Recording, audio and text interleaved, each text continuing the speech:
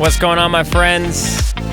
Welcome on out to Behind the Energy Podcast, where we dive into behind the scenes of DJing, entrepreneurship, and all the excitement in between.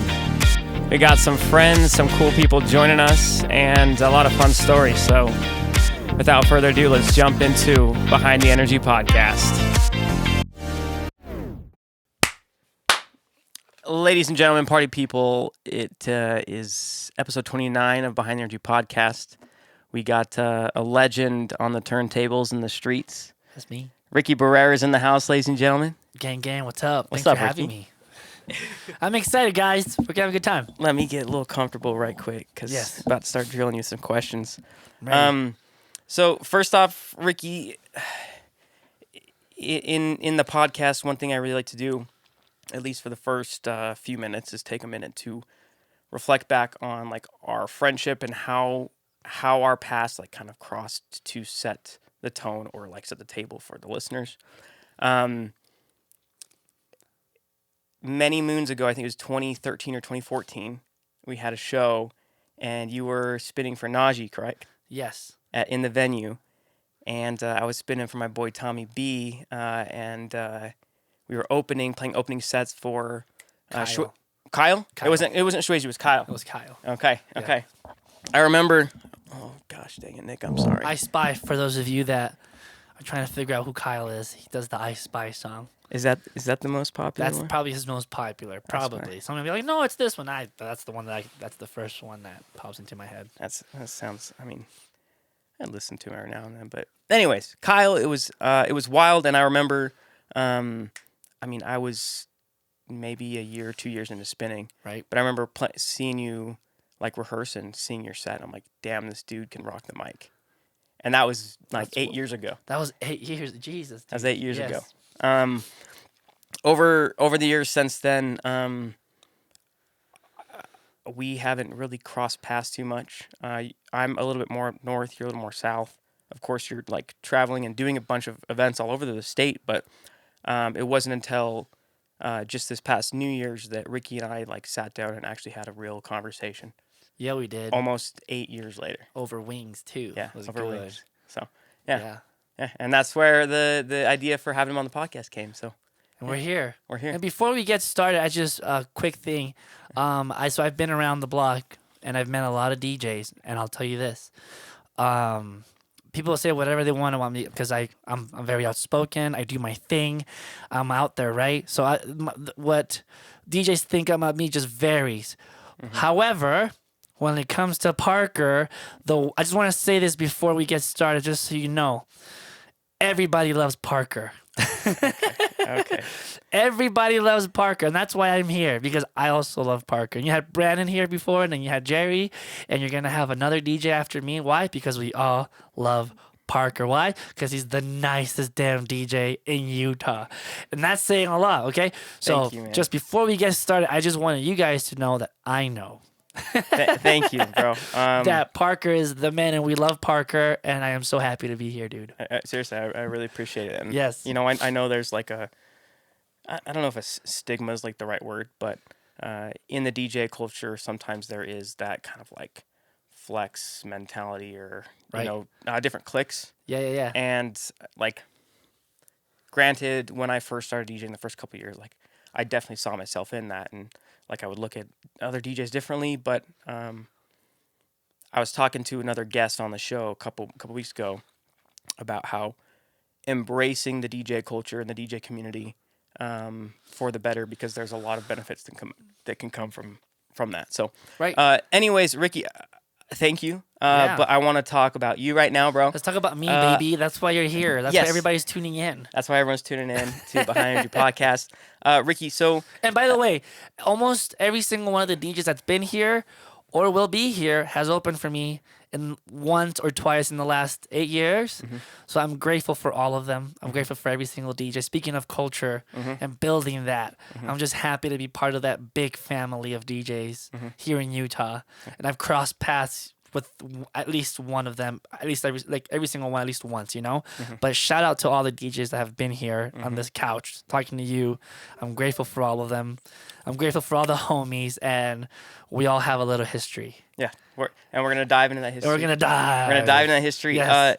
So, Ricky, I believe I got maybe like a sliver of I guess your experience growing in the entertainment DJ world, but I want to dive even further back to beginning DJing and maybe anything in the entrepreneurial world that you had done prior to DJing. So like the Ricky Barrera story, if you could give that to me, the listeners, in the next 3-5 minutes, what does that look like? The Ricky Barrera story is quick and it applies to anybody. So like, maybe you're not a DJ, maybe you're like a photographer, a videographer, I don't know, music producer, whatever you're at, right? Mm-hmm. My story's quick. It started with heartbreak, and I'm looking at the camera right now. A girl broke my heart, and that's why I'm here. I started going to parties to kind of like let it all out and just kind of like decompress and just, party it out. Is this high school? This is 21 years old. So this is back in like 2011, 2010, 2011. And I met this girl, and I had never really like gone to parties before. But after she broke my heart, I was like, F it. And by party, guys, I'm talking about Provo parties, okay? Provo parties. So you do whatever you think, whatever you want with that. Mm-hmm. But as I started going to these parties, I was like listening to the DJs. And for those of you that don't know me very well, I'm from Miami, Florida, so I was raised on hip-hop and R&B and salsa, merengue, all of the music. So music is like in my, like going to elementary school, I was listening to Usher and Tupac and Biggie. I was just raised on this. So it's always been embedded in my brain. Like it's in there, right? Embedded in my brain. And when I was going to these parties, I was like, wait a second, I know all these songs too. I can play them. So I started going to more parties, and I was like, yo, I can do that. I can probably do that better. This is just me talking to me. No, yeah. And I downloaded Virtual DJ. Let's go. And I just freaking sent it, dude. Every day, I worked at IHOP at the time. And I would just sit on my couch for hours until I fell asleep. This is literally every day. Ask my boy Jordan Lindquist, who was my roommate at the time, and he has the receipts. I would literally spend hours just on Virtual DJ, just learning how to mix, and on YouTube tutorials. Without a controller. No, without a controller, just on my laptop. That's dope. And that's how it started. And then from then on, just grinding, lots of free parties, and then eventually figure out who I was as a DJ. You covered a lot of ground from Virtual DJ to where you're at now. Yep, because it's a lot. But that's pretty much the nucleus of it. Heartbreak led to me putting all my little passions together of liking to talk to people, music, etc., right? And all into one. I thought DJing will be a good route for me, to let it all out. And so what was me just trying to get rid of heartbreak led into me figuring out what I wanted to do. That's a strong why. Because we can be here all night talking about how I got here, but that's like that's the genesis. No, I appreciate that. I do want to take a moment to kind of talk about the journey from, the beginning days of learning how to mix to hosting parties to really establishing an amazing brand and being incredibly busy. Okay. So it sounded like the first couple years of DJing was centered around hosting and throwing parties, and then picking up private events every now and then. Right. That's kind of like what it looked like? Yeah, you guys see what Parker just did there? He's such a good host. He just controlled the conversation, baby. And he did it so professional. I love it. Okay, so. Hey, Nick, oh my gosh. And listeners, I'm so sorry. The camera is telling us something, and I can't read that from here. It means it turned off. It means it doesn't like our conversation. I charged two batteries. Boom, there we go. Card full. It's all good. This will be audio only. I want this to be a video. Do we have another card? I can move it over. I can move stuff over. And we're back. And we're back after technical difficulties. We're back. We're back after technical difficulties. We were literally can't stop us. Oh, and a nice clap for the peeps. And we're back. We're back, baby. I don't know what just happened there, but something jacked up with the camera. Ricky, we were just about jumping into the juicy stuff and talking about the early days of learning how to mix on Virtual DJ. Right. And then starting to host events. Yes. And get booked out for private events. Right. Tell me a little bit more about what that looked like. So we discussed how we started it, right? The genesis of it all. And then from 13 to I would say about 2012 till 2013. I would say from 2011 to 2013, I just threw parties, man, just all the time. Just I could DJ everything and anything that I could, free, not free. I literally DJed on top of refrigerators. Like I DJed everything that I could, and when I would go home, I would just, God, dude, I would just soak up girl talk. Who's a DJ? I would soak up. You enjoyed that girl and, talk, and yes. leaned into that? Yes, 100%, because he's the best one that there is when it comes to mashing up stuff. So that's where I grew an ear. Go listen to Girl Talk and go listen to all the other DJs. How he samples everything. Oh, a DJ. DJ. Okay. Not the show. I'm talking about Girl Talk, Please the DJ. Please continue. He was Please like, continue. what are you talking about? Yeah, I literally said DJ. Yeah, thank you. Yeah. Please continue. Well, yeah, Greg Ellis, I think that's his name. Anyway. Okay. And so he's from Pittsburgh. Okay. And I would just consume his stuff. I would consume all the DJs at the time. And at that time, Skrillex was just popping, dude. Just track after track. And I would just watch his sets on YouTube. And I would watch every single DJ that I could. I studied them. Literally write down how they would transition and how and I just copy it. That's literally what I did for years. Just copied other DJs and how they did it. And then eventually, personally, as a human being, I hit kind of rock bottom around that ballpark. I was all over the place. Personally, 2013. Okay. And that's when I said, you know what, Ricky? I hit a wall with DJing, and I was like, I'm going to stop, and I'm going to focus on just getting a job and just doing me for a while. This is a couple years into DJing. At This- least 4 or 5 years, right? No, I would say around 2013, end of 2013, going into 14. Really? But let me explain. Okay. Because as I decided to do sales and sales management for the next 5 years of my life, 6 years of my life, I was still DJing here and there. I was still I would throw a show, I mean, every like once in a while, and I would get asked to DJ still. I was still DJing. I never technically left DJing. Yeah. But I left it as a career, as pursuing it as what I wanted to do full time. Actively putting time into. I just wasn't. Gotcha. But I was always there. I was always DJing something here and there. It was always there. It never left. Gotcha. That's when you know. Yeah. It never left. Yeah. And so, but in that 5-year span, I grew a lot as a person. I matured. I figured out a lot about myself, which people need to do. I learned how to put emails together and hire and fire people. I learned how to sell, which is a huge thing in marketing and just running a business. Learning how to sell, learning how to put yourself together, learning how to market, etc., etc. I learned all that in the span of between 2 companies that I worked for. I learned that in 5-6 years, between 13 and to 18, going into 18. And then just to kind of summarize a lot that happened in between there, I was working for Google, which is the last company I worked for. Okay. And at that time, the itch came back around 17. And I started DJing at this place called Fuego Fridays in Provo. In 2017? In 2017. Okay. 2017. So a buddy of mine, he's like, bro, we need a DJ for the hip hop room in the back. This is a Latino hip hop club in Provo that popped off. That was really popular for those kids at that time, 17, 18. Yep. And I started DJing in the hip hop room.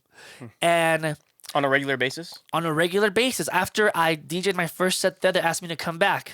And I was DJing for like $50. Gotcha. Does that make sense? Yeah, gotcha. And so, but I was still working my time, and I was like, you know what? This is like going to the gym for me. I like to do it. I like to go. And from there, I started meeting people. I started meeting people from UVU. More gigs started coming. Real quick, how long were you regularly spinning at a Fuego? I got you. I'm going to get to that. Okay. So, I promise, guys, we're going to hit all the points. Okay. Long story short, though, I DJed there I started, I think, in January. And from January of not having like 20 people there, by the end of the summer, it was a sold out show every single Friday. People just out the door trying to get into the back room of the hip hop room. And we build a culture. And that's where the phrase, nobody came, started for me, because I would get my phone and I was so cocky about it because nobody came. There was nobody there in the beginning of Fuego when I was DJing there. Literally 20, 40 people to a packed room of 300, 400 people, jam-packed. And so consistently, every single Friday. Okay. So I would turn around with my camera. I'm like, look, nobody came. I would do that every single Friday just to kind of jab at people You know, like I can bring people. That was my little jab, but not jab, and it kind of became a brand. Yeah. Yeah. And so from there, it came back. It just came back like a wave. You know, I had money in my bank account. I was DJing again full time, like on the side, just all the freaking time. The gigs started coming back, and I started making a lot of money. And at that time, I was getting offers from different schools. I DJ'd at Insomnia at Utah Valley University at the UCCU. Like, tell me what it feels like to DJ in front of 4,800 people. Yeah, that's massive. It's insane, and you're the headlining DJ. That's huge, yeah. Right? And I just started picking up gigs, and I started comparing my checks that I was getting as a DJ compared to my checks that I was getting at Google. And I was like, there's something here. When did you say thank you but goodbye to Google? I'm getting there. Okay, so you're you're at So this time you're still doing and at the this two. point, this is where everybody needs to kind of like listen up good, because you're gonna come to a point with your career you're gonna have to choose what you love and what you choose. You know, that's steady, right? Yeah. And this is the part where everybody this is where everybody fails, because people don't want to jump. People are afraid, because if you jump, like, am I going to continue to get, do I have a pool big enough to pay my bills? That's all real stuff, you know? But I just knew it. And I had so many gigs booked that I was like, you know what? If I take a chance on myself, it ain't going to hurt. So long story shorter, it was about December of 2018. 2018? 2018. And one day I was at Google up in Salt Lake. They had an office by the airport. Every day I would just drive by that airport. Every day I would drive from Provo to Salt Lake every day, because I had a job at Google and I had a Pixel 4 and I felt awesome and I had a steady paycheck with a freaking 401k and I was happy. But at the same time, dude, just like every artist, I would drive by that airport and I was like, God damn it, I just want to get off the exit and go play other shows. I want that plane to take me somewhere. Okay. And that's where the brain started turning, and I was like, damn it, I want to get on a plane. I want to go play shows. I want to get hired to go be a badass. I have all this energy. I'm 29 at this point, 28 at this point. And I'm like, this is it. This is the moment. This is my time to shine. So after just 4 months of seeing the airport every single day on my drive to Google. I didn't realize it was that much of a commute. And then that's also an hour. the airport makes sense now. Now the airport makes sense, right? Because it was right by, it's in that area. Yeah. And so one day I had enough, and I made the big decision. And there's a lot that went into that decision, but we don't have enough time in this podcast to talk about it. But long story short, I decided that I was going to take a chance on myself, and I quit my job at Google. And since then, I've traveled all over the country. Yeah, dude. Different schools. This summer alone, I was in Pennsylvania, California, Colorado, Arizona, all over to Utah. That's huge. And I was living in the airport all summer. Just doing what I love. Obviously, the pandemic the year before, but luckily for me, I lived in Utah. So technically, folks, for a summer, I was the busiest DJ in the West Coast, literally, because California shut down, Oregon shut down, and like all those states shut down. And technically, like, this came from Rob Ferre himself. Yeah, he's like, Ricky, you're literally the busiest DJ. Yeah. In the West Coast. And I was like, thank you. I'm not proud of that, but I'm happy. But at this point, right now, I am one of the busiest, most booked DJs in the West Coast, period. Speaking towards the pandemic, and then even now, like, I don't doubt it. Right. I mean, I don't know where you get those statistics, but based off of the state of different states and whatnot, and even just what I experienced here in Utah over 2020, even last year. Right. It makes sense. The statistics come from lots of DJs that I talk to. Yes, and being connected, and you've got a great network. I want to take a quick second. I want to jump back to that time in Fuego, because you know Mitch Gogan, Madness? Yeah. So I had him in here, and we were talking, and one thing that didn't really come to my mind until our most recent conversation with the podcast was how much of that time in Fuego was practice, consistent practice in front of a crowd, playing hip hop and reading the crowd. It makes sense to me now, taking a step back and having that perspective, seeing as to why Mitch is such an excellent mixer. Like he knows the timing. His transitions are so clean; they're on point. He's great. He can bring the energy down and then bring it right back up because he chooses to, and he knows how to. Right. Am I making sense? And do you also view that time in a Fuego like almost like a regular practice for Yeah, it was. spinning in front of a larger crowd Yeah. in hip hop? And speaking of Mitch, guess we got him the gig at Fuego. Was it That's Rick? right. Was it my boy?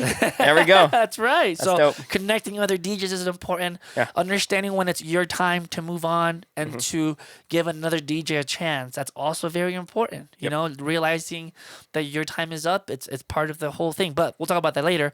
But yeah, it was awesome. That time in Fuego really sharpened me up a lot. You know what I mean? Because the crowd expected banger after banger after banger. And you got to learn how to deal with your own depression and anxiety and expectations. And yeah, it was awesome. It was a great training ground for me. Though I was already good before Fuego. Yes. And I say that because I had already spent 6 years of my life, literally. Even when I was working, I was still practicing in my room. I was still learning. And at that time of 16, 17, 18, I would say between 15 and 17, trap EDM was a big deal. It blew up. Dylan Francis, Flostradamus, Skrillex even changed up his techniques. Yeah. You have all these guys who just came out. And so I was like, oh, I want to do that too, you know? And so, yeah. But yeah, Fuego was a big... For those of you that ever went to Provo Fuego back in 17 and 18, like, it was vibes. That's awesome. Very grateful for that opportunity for sure. Sorry, Ricky. I'm going to start really drilling you with some questions. Let's go. Right quick. So, let's see here. So when we actually had like a real conversation, again for the listeners, like this is what I would label as like the second real conversation that we've ever had, Ricky. I'm being straight up. The first one being that New Year's. That was good times. We spent a decent amount of time talking about goals for this New Year's and where we're putting our focus and our energy towards. And something that really stuck with me is how much social media and content creation is going to be a key factor in this next chapter for you. Right. I've seen your content online, and it's very catchy, grabs your attention, and you're consistent with it too. Right. Can you talk a little bit about that, Ricky, as you've transitioned full-time into DJing? How have you utilized content creation and social media to leverage yourself, if you will? It's the only way, my friends. And so whoever's listening to this is, first and foremost, you have to understand who you are, right? You have to have that, what's the word I'm looking for? Like identity. You got to figure out who you are, right? Self-awareness. There you go. You got to be very self-aware of who you are. So make sure you know you're good. Like, you got to be very self-aware when you go into social media. I was like, you know what, dude? I'm a good DJ. I feel it in my heart, in my soul, and in my brain. I'm number one in my brain, right? So I need to let people know that I'm number one. How do you communicate that? Right. How do you communicate that, right? And mind you, I say that with all due respect to Bang Bang, who's coming after this, to you, to Brandon, right? In your world, you're number one. And they're no, right. It's okay. It's okay. I see what you're saying. Yeah. It's okay. You gotta give yourself some props, right? Yeah. So I'm like, okay, to get that out, I have to promote myself and market myself like I am the one. I don't say that I'm the best. I don't put number one DJ, Utah's number one wedding DJ, number one. None of that bullshit. Like I don't do that. But I want to let my customer know by being super transparent on social media of what I do. Yeah. And so I made it a goal to document everything, to record everything. Listen, I don't think I'm number one because I say so. Just watch the shows I do. Just watch how booked I am. And not just and when I get there, it's not just being booked, it's actually delivering a show. These people pay over $1,000, $1,500, $2,000 to have you, right? Yep. And my job isn't to DJ. No, it's My job is to provide a memory for these people. No matter if that's a wedding, a school at the stadium like I did for BYU in September, thousands of kids lined up, right? They're paying me good money to be there. I got to let them know that they got the number one DJ. you got to deliver. Exactly. And so that's not me saying I'm number one. That's just me saying, in my head, I got to act like it. And now I got to show it. And the thing about TikTok and Instagram now is that you can't bullshit people anymore. Yeah. There's no more like, oh, this is who I am. No, there's receipts, bro. People know who you are. People will tag you. People will call you out. So you better show up and you better be truthful. Dang. So part of my Instagram and TikTok and my game is just to be transparent with my customer base, my fan base, whatever you want to call it. Yeah. Right? Yeah. You want to be transparent. You want to show them what you're doing all the time. It's a reality show, and you're holding the camera. Damn. That's what it is. It's very clear that you know what you're talking about here, and you're very passionate about it too. Bing bong. God damn it. Let's see, Ricky. To the listener, thank you for letting me rant. I appreciate you, and I hope you're fired up. I wasn't calling it a rant. That's not what I was getting I hope at. you're fired up, baby. So this Morty.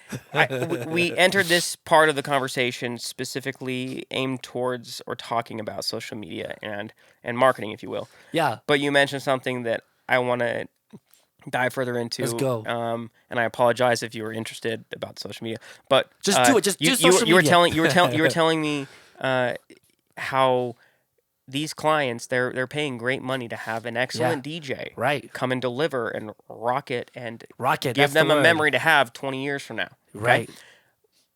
Ricky, do you have a practice or a mantra or a trick, if you will, to get yourself in that state of mind and that state of being? If you roll up to an event and you're not quite feeling it, you're not in the zone, or say you're lower in energy, do you have something that you do or you tell yourself or you walk yourself through to get yourself in that state of being ready to crush it? This is what I talked about, being self-aware of what your passion is, right? Okay. This is super important, right? Okay. Because all artists are humans.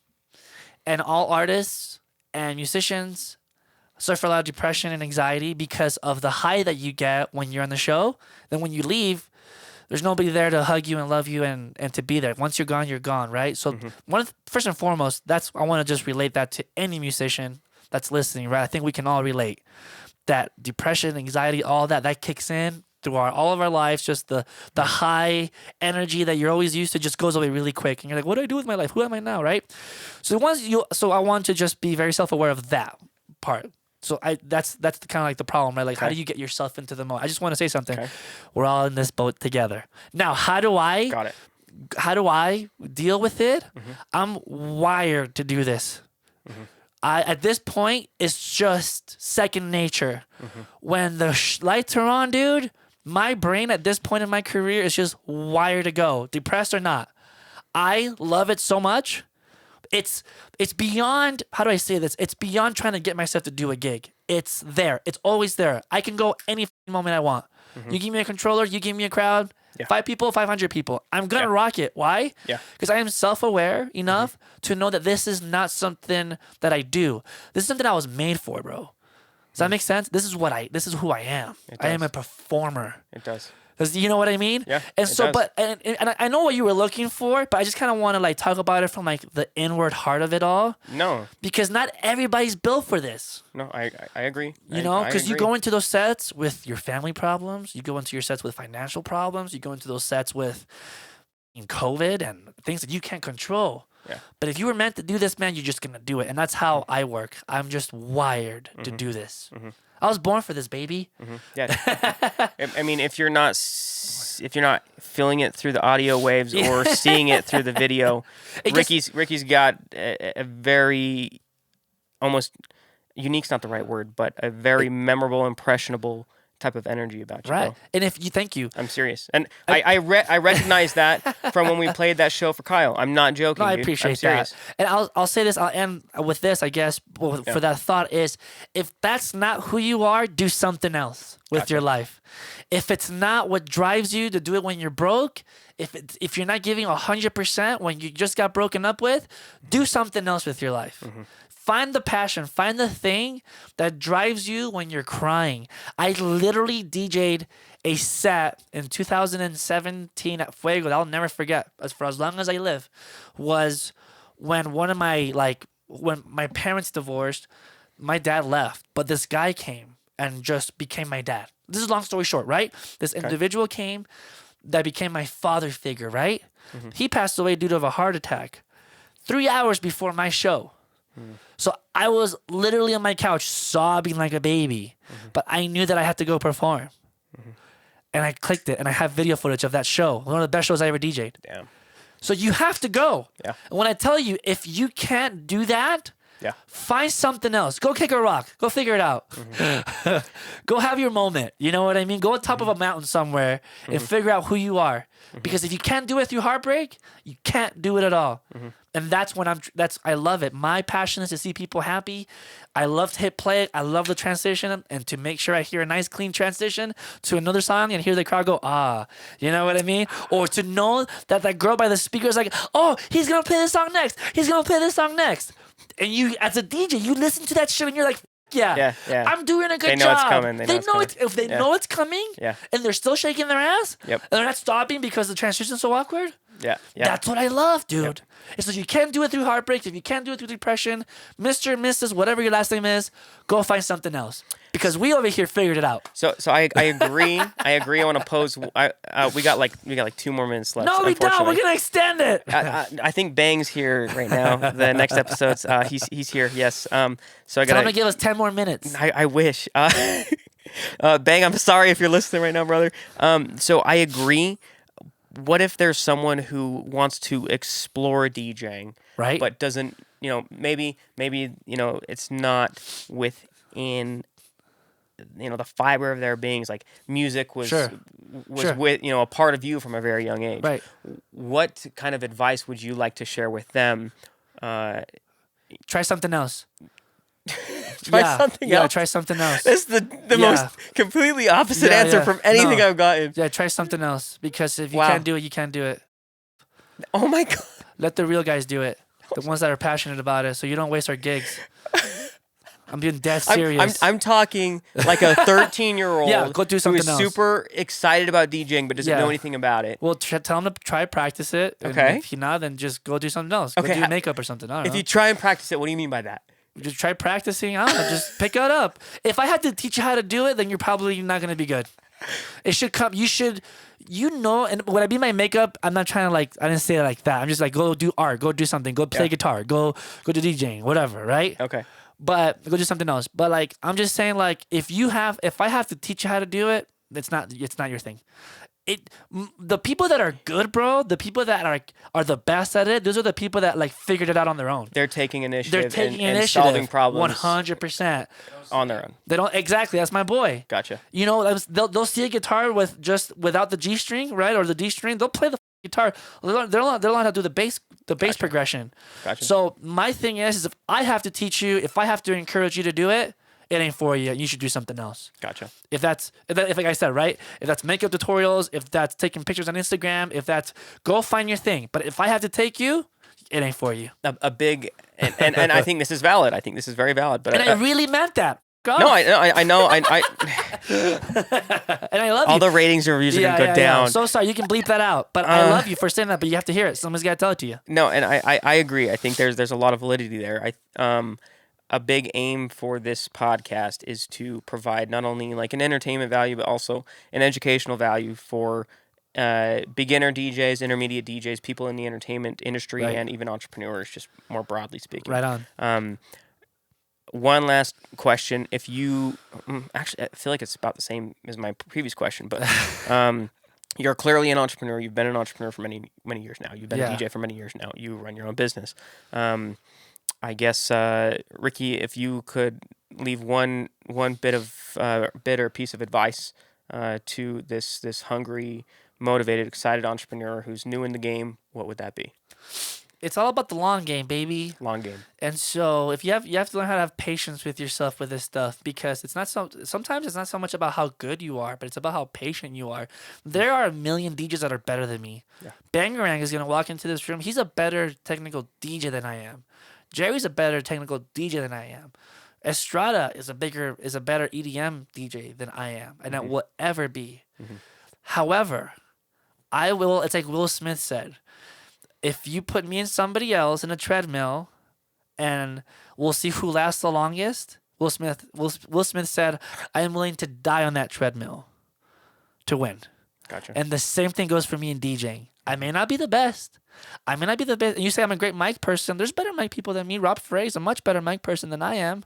You know what I'm saying? There's technicalities and scratching that Jerry has. Yeah. But if you put me in the DJ treadmill with any other DJ, I'm willing to die on that treadmill. Mm-hmm. I gotcha. And that's what's gotten to me. That's where I have gotten to where I am. And I'm not going to wood or whatever. What is it? Is it year 12 for you now, Ricky? Technically? 12. DJing? So technically, it's been 10 years. 10 years. Technically. There I you go, technically bro. started in... It all started for me really at the end of 11 and 12. I started figuring it out. But dope. that's for anybody who's listening in any kind of entrepreneurship and any kind of passion and drive that you may have. Are you willing to play the long game? Are you willing to suck for 5 years? Are you willing to get told no for 5 years? Are you willing to have your gigs go to other DJs for 5 straight years, 6 straight years, and just suck ass for 5 straight years? Are you willing to go the distance? Yep. I am. Yeah. I mean, you are. You're I'm still on you're the a living treadmill. example of it. You're on that treadmill, And I'm baby. ready to run the marathon. It's a marathon. It's the marathon. I will catch you at the finish line. Sure, try to keep up. But while I'm just kidding. While we're racing, I want to say this. Parker, literally one of the best persons DJs I know. He has the whole package. Everything that I am saying is just my brain in a million miles per hour. But I respect the couch that I'm on. I respect the guy that's in front of me. But when it comes to the question of the marathon, I know that I'm surrounded by great and amazing DJs, and they know I respect all of them because they've all played shows with me. However, the long game, baby. Yeah. The long game. And I'm willing to die on that. While we're racing, DJs, entrepreneurs, while we're racing those 26.2 or 4 miles, I can't remember, what's the Instagram handles for followers to go look you up? At the Ricky Barrera on everything. The Ricky Barrera, here, there, and just about everywhere. Yes. Ricky, that is just about it. Do you have one last little nugget to leave, or are we chilling? Just go watch Hercules and sing the I Can Go the Distance song over and over and over and over and over. I can go the distance. Thank you. Are you willing to go the distance? That's amazing. That's amazing. The Ricky Barrera, Behind the Energy podcast, Parker Andrees. We'll catch you next week for episode 30. Bing bong. Peace. Bye.